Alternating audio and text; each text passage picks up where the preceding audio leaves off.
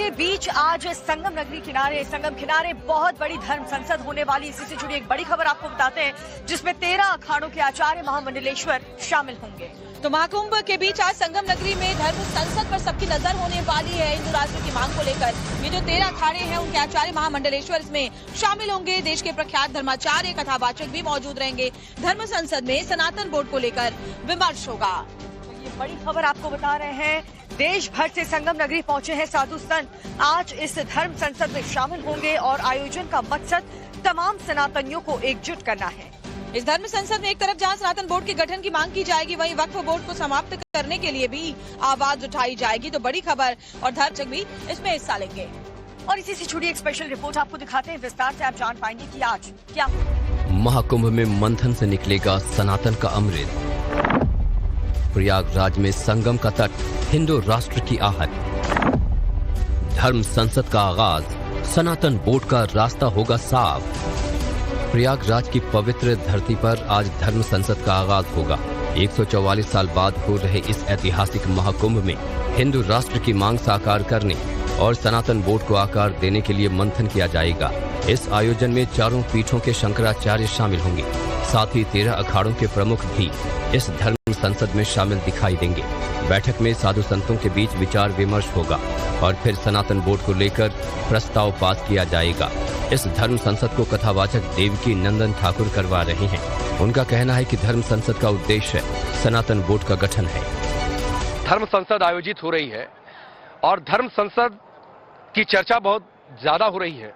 सबसे बड़ा एजेंडा क्या है धर्म संसद का? सनातन बोर्ड।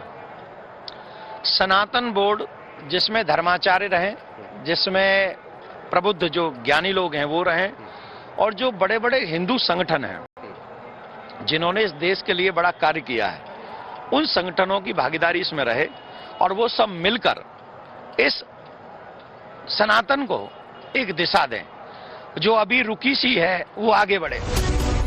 धर्म रक्षकों का महामंथन सिर्फ सनातन बोर्ड तक ही सीमित नहीं होगा, बल्कि धर्म संसद में काशी मथुरा के साथ संभल समेत कई और विषयों पर चर्चा की जाएगी, जिनके लिए प्रस्ताव भी पारित होंगे और सरकार पर अपनी मांगों को लेकर दबाव बनाने की कोशिश होगी। ये आवाज बहुत दूर तक जाएगी और इसका परिणाम पॉजिटिव होगा, सनातनियों के हित में होगा, क्योंकि इस समय पॉजिटिव लोग बैठे हैं गद्दी पे। देखो, धर्म को जानने वाले लोग जानते हैं हमारा दर्द क्या है। तो मोदी जी हमारे वेदना को जानते क्योंकि धर्मज्ञ हैं, और अमित शाह जी स्वयं कृष्ण भक्त हैं, वो भगवान की पूजा करते हैं, और योगी जी स्वयं संत हैं।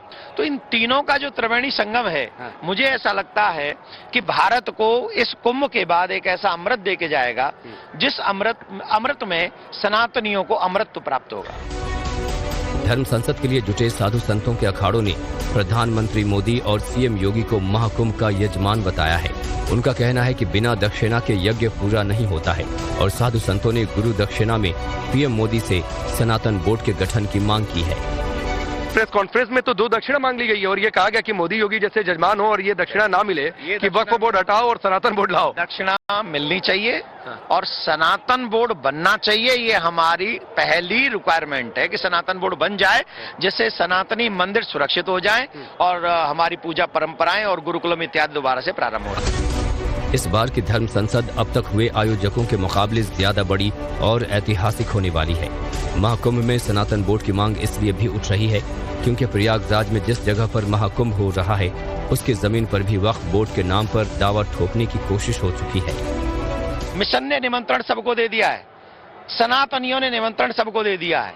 अब जो सनातन का मार्गदर्शन करना चाहेंगे और जो पहुंच जाएंगे। लेकिन सूत्रधार आपके हैं महाराज जी, तो मैं ये तो जरूर पूछूंगा कि पॉइंटर्स बता दीजिए सनातन बोर्ड के अलावा जिस पर चर्चा होने वाली है, किन किन बिंदुओं पर चर्चा होगी? क्रिश्चियन भूमि पे चर्चा होगी, जामा मस्जिद की सीढ़ियों में जो ठाकुर जी उन पे चर्चा होगी, सनातन बोर्ड पे सबसे ज्यादा चर्चा होगी, गौ माता पे चर्चा होगी, हमारे बच्चों का विवाह सनातनियों में हो इस पे चर्चा होगी।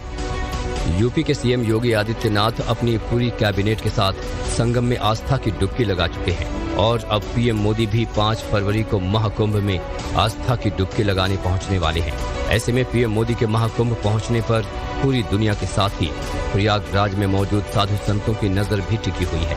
ऐसे में उम्मीद है कि महाकुंभ में सनातन को लेकर जो महामंथन होने जा रहा है उससे सनातन का अमृत निकलेगा।